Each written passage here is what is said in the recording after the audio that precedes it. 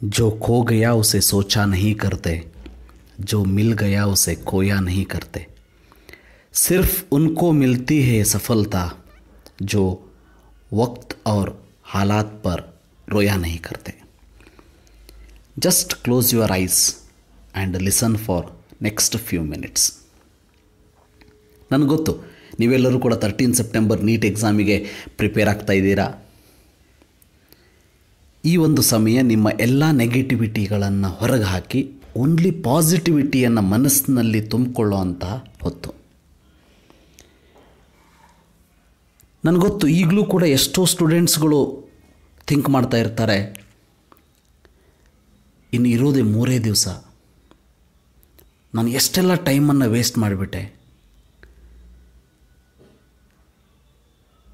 But ಹೋಗಿರೋ time ಮತ್ತೆ ನಮಗೆ ವಾಪಸ್ ಬರೋದಿಲ್ಲ. ಯಾವಾಗಲೂ ಹೇಗೆ ಅಂತಂದರೆ, ಯಾವ ವಸ್ತು ನಮ್ಮ ಹತ್ರ ಇರ್ತದೆ ಆವಾಗ ಅದರ ವ್ಯಾಲ್ಯೂ ನಮಗೆ ಗೊತ್ತಾಗೋದಿಲ್ಲ. ಬಟ್ ಯಾವಾಗ ನಮ್ಮಿಂದ ಅದು ದೂರ ಆಗ್ತದೆ ಅದರ ವ್ಯಾಲ್ಯೂ, ಅದು ಇದ್ದರೆ ಚೆನ್ನಾಗಿರ್ತಿತ್ತು ಅಂತ ಅನ್ನಿಸ್ತದೆ, ಅದರ ವ್ಯಾಲ್ಯೂ ಆವಾಗ ಗೊತ್ತಾಗ್ತದೆ. ಟೈಮ್ ಕೂಡ ಹಾಗೇ. ಹಾಗೆ ನೋಡಿದರೆ ಮೈ ಡಿಯರ್ ಸ್ಟೂಡೆಂಟ್ಸ್, ಈ ವರ್ಷ ನಿಮಗೆ ಸಿಕ್ಕಿರೋ ಅಷ್ಟು ಟೈಮು ಯಾವ ವರ್ಷವೂ ಯಾವ ಸ್ಟೂಡೆಂಟ್ಸಿಗೂ ಕೂಡ ಸಿಕ್ಕಿಲ್ಲ. Think positive. ಕಳೆದು ಹೋಗಿರುವಂತಹ ಟೈಮನ್ನು ನಾವು ಮತ್ತೆ ಪಡ್ಕೊಳ್ಳೋದಕ್ಕೆ ಸಾಧ್ಯ ಇಲ್ಲ. ಆ್ಯಂಡ್ ಅದರ ಬಗ್ಗೆ ಥಿಂಕ್ ಮಾಡೋ ಅವಶ್ಯಕತೆಯೂ ಇಲ್ಲ. Only think about the future. ಈ ಒಂದು ಸಂದರ್ಭದಲ್ಲಿ ಮನಸ್ಸಿನಲ್ಲಿ ನೂರಾರು ಯೋಚನೆಗಳು ಬರ್ತಾ ಇರ್ತದೆ. ಯಾಕಂದರೆ ಎಕ್ಸಾಮಿಗೆ ಯಾವಾಗ 2 ದಿನ 1 ದಿನ ಇದೆ ಅಂತ ಅಂದಾಗ ಯಾವಾಗಲೂ ನಮಗೆ ಅನಿಸ್ತಿರ್ತದೆ, ಪೇಪರ್ ಟಫ್ ಬರ್ಬೋದಾ, ಪೇಪರ್ ಟಫ್ ಬಂದರೆ ಮಾರ್ಕ್ಸ್ ಮತ್ತು ರ್ಯಾಂಕ್ ಕಡಿಮೆ ಆಗಿಬಿಡ್ತದೆ, ಎಲ್ಲರಿಗೂ ಟೈಮ್ ಜಾಸ್ತಿ ಸಿಕ್ಕಿದೆ ಓದೋದಕ್ಕೆ, ಹಾಗಂಥೇಳಿ ಕಾಂಪಿಟೇಷನ್ ಭಾಳ ಜಾಸ್ತಿ ಆಗಿರ್ಬೋದಾ, ಒಂದೊಮ್ಮೆ ನಾನು ಓದದೇ ಇರುವಂಥದ್ದು ಬಂದುಬಿಟ್ರೆ 3 hours ಮಾಸ್ಕ್ ಹಾಕ್ಕೊಂಡು ಹೇಗೆ ಎಕ್ಸಾಮ್ ಬರೀಲಿ, ಎಕ್ಸಾಮ್ ಯಾವ್ಯಾವ ರೀತಿ ಜನ ಬರ್ತಾರೋ, ಇನ್ವಿಜಿಲೇಟರ್ ಹೇಗಿರ್ತಾರೋ, ನಮ್ಮ ಮುಂದೆ ಹಿಂದೆ ಯಾವ ರೀತಿ ಸ್ಟೂಡೆಂಟ್ಸ್ ಕೂತ್ಕೋತಾರೋ, ಎಕ್ಸಾಮ್ ಮುಗಿಸಿ ಮನೆಗೆ ಬಂದ ಮೇಲೆ ಏನಾದರೂ ಇನ್ಫೆಕ್ಷನ್ ಆಗಿಬಿಟ್ರೆ, ಕೊರೋನಾ ಏನಾದರೂ ಬಂದುಬಿಟ್ರೆ. ಯಾರೋ ನಮ್ಮ ಸೀನಿಯರ್ಸು ಹೇಳ್ತಾ ಇದ್ದರು ಫಿಸಿಕ್ಸ್ ಟಫ್ ಬರ್ತದ ಅಂತ, ಕೆಮಿಸ್ಟ್ರಿ ಎಕ್ಸಾಮ್ ಹೋಲಿಗೆ ಹೋದ ತಕ್ಷಣ ಮರೆತು ಹೋಗಿಬಿಡ್ತದ ಅಂತ, ಬಯಾಲಜಿ ಕ್ವಶನ್ ಓದೋದಕ್ಕೆ ಟೈಮ್ ಸಿಗೋದಿಲ್ಲ ಅಂತ. ಹಾಗೇನಾದರೂ ನಿಜ ಆಗಿಬಿಟ್ರೆ, ಪೇರೆಂಟ್ಸ್ ಮತ್ತು ಟೀಚರ್ಸ್ ಎಷ್ಟು ಎಕ್ಸ್ಪೆಕ್ಟೇಷನನ್ನು ನನ್ನ ಮೇಲೆ ಇಟ್ಕೊಂಡಿದ್ದಾರೆ, ಅದನ್ನು ನನ್ನಿಂದ ಫುಲ್ಫಿಲ್ ಮಾಡೋದಕ್ಕೆ ಆಗ್ತದಾ, ಒಂದಷ್ಟು ಕಾನ್ಸೆಪ್ಟ್ ಅರ್ಥನೇ ಆಗಿಲ್ಲ ಅಂಥೇಳಿ ಬಿಟ್ಬಿಟ್ಟಿದ್ದೀನಿ, ಅದ್ರ ಮೇಲೇ ಕ್ವಶನ್ಸ್ ಬಂದುಬಿಟ್ರೆ. ಹೀಗೆ ನೂರಾರು ಸಾವಿರಾರು ಯೋಚನೆಗಳು ಮನಸ್ಸಿನಲ್ಲಿ ಬಂದೇ ಬರ್ತದೆ. ಆದರೆ ಅಬ್ಸರ್ವ್ ಮಾಡಿ, ಇದು ಯಾವುದೂ ಕೂಡ ಪಾಸಿಟಿವ್ ಇಲ್ಲ. ಆಲ್ವೇಸ್ ನಮ್ಮ ಮನಸ್ಸು ಹೇಗಿರ್ತದೆ ಅಂತಂದರೆ, ಜನರಲಿ ಎಕ್ಸಾಮ್ ಹತ್ತಿರ ಬಂದಾಗ ಈ ಪಾಸಿಟಿವ್ಗಿಂತ ನೆಗೆಟಿವನ್ನೇ ಜಾಸ್ತಿ ಥಿಂಕ್ ಮಾಡಿಬಿಡ್ತೀವಿ. ನಮ್ಮ ಮನಸ್ಸು ಥಿಂಕ್ ಮಾಡ್ತದೆ. ಯಾಕಂದರೆ ಅದಕ್ಕೆ ಎಕ್ಸಾಮ್ ಟೆನ್ಷನ್ ಕೂಡ ಒನ್ ಆಫ್ ದ ರೀಸನ್ ಇರಬಹುದು ಅಂತ. ಹಾಗಾದರೆ ಎಕ್ಸಾಮ್ ಟೆನ್ಷನ್ ಯಾಕೆ ಬರ್ತದೆ? ರಿಮೆಂಬರ್, ನಾವು ಓದಿಲ್ಲ ಅಂಥೇಳಿ ಎಕ್ಸಾಮ್ ಟೆನ್ಷನ್ ಬರೋದಿಲ್ಲ.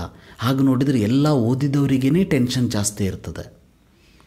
ಯಾಕಂದರೆ ಅವರ ಮನಸ್ಸು ಯಾವಾಗಲೂ ಈ ಫ್ಯೂಚರ್ ಕನ್ಸಿಕ್ವೆನ್ಸ್ ಬಗ್ಗೆ ಅಥವಾ ರಿಸಲ್ಟ್ ಬಗ್ಗೆ ಜಾಸ್ತಿ ಥಿಂಕ್ ಮಾಡ್ತದೆ, ಪ್ರೆಸೆಂಟ್ ಬಗ್ಗೆ ಬಹಳ ಕಡಿಮೆ ಥಿಂಕ್ ಮಾಡ್ತದೆ. But my suggestion at this point of time is just relax. You have did whatever you want to do. You are born to win. ಗೆಲ್ಲೋದಕ್ಕಂತಲೇ ಹುಟ್ಟಿದವರು ನೀವು. Definitely you will win in this particular battle. ಎಲ್ಲದನ್ನು ಓದಿದ್ದೀರಿ, tension ಯಾಕೆ ಮಾಡ್ಕೋಬೇಕು? So only think about the present and enjoy this moment.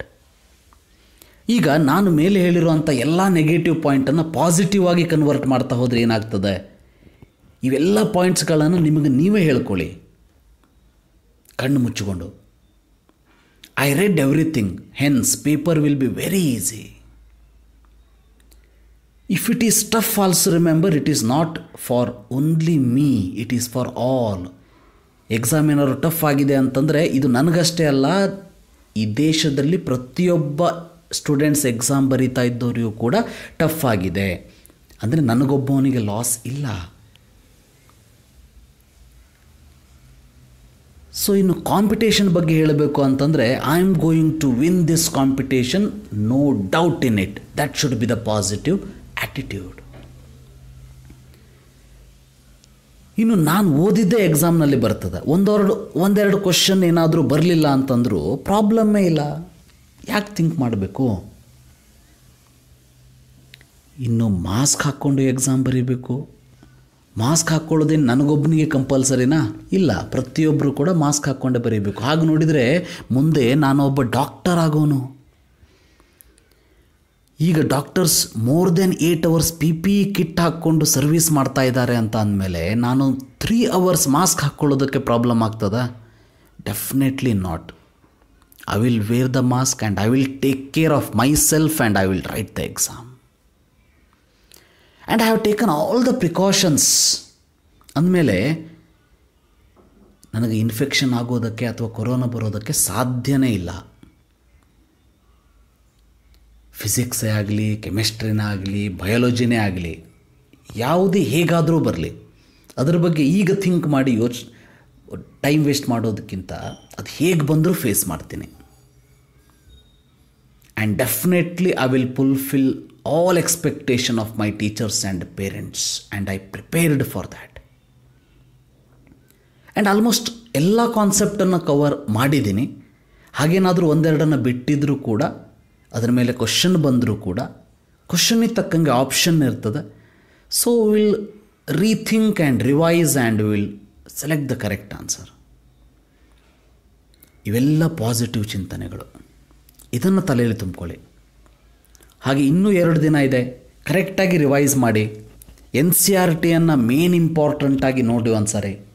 ಯಾವುದಕ್ಕೂ ತಲೆ ಕೆಡ್ಸ್ಕೋಬೇಡಿ. But ಕರೆಕ್ಟಾದ ಟೈಮಿಗೆ ಊಟ, ತಿಂಡಿ, ನಿದ್ರೆ ಕರೆಕ್ಟಾಗಿ ಮಾಡಿ. ಅಟ್ಲೀಸ್ಟ್ ಅನದರ್ 2 days ಈ ನೈಟ್ ಔಟ್ಸನ್ನು ಮಾಡೋದಕ್ಕೆ ಹೋಗಬೇಡಿ. ಮನಸ್ಸಿನಲ್ಲಿ ಯಾವಾಗಲೂ ಪಾಸಿಟಿವ್ ಥಿಂಕಿಂಗನ್ನು ತುಂಬ್ಕೊಳ್ಳಿ.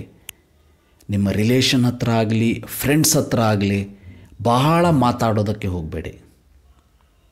ಸೊ ಜನರಲಿ ಏನಾಗ್ತದೆ ಅಂತಂದರೆ, ಆ ರೀತಿ ಮಾತಾಡ್ತಾ ಹೋದಂಗೆ ಬೇರೆ ಬೇರೆ ಡೌಟ್ಸ್ಗಳು ತಲೆಯಲ್ಲಿ ಬರ್ತಾ ಹೋಗ್ತದೆ. Just utilise this time properly and remember, this one particular exam or test cannot define a person, and life is so much more than this also. Remember my dear students, मंजिलें उन्हें नहीं मिलती जो रहते हैं कल्पना के सहारे, प्यासे वो भी रह जाते हैं जो बैठे हो दरिया के किनारे.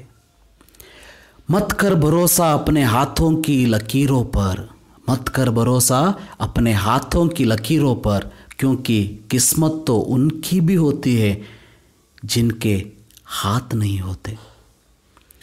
मंजिल उन्हीं को मिलती है जिनके सपने में जान होती है. याद रखो, पंखों से नहीं हौसलों से उड़ान होती है. Thank you. Have a nice day.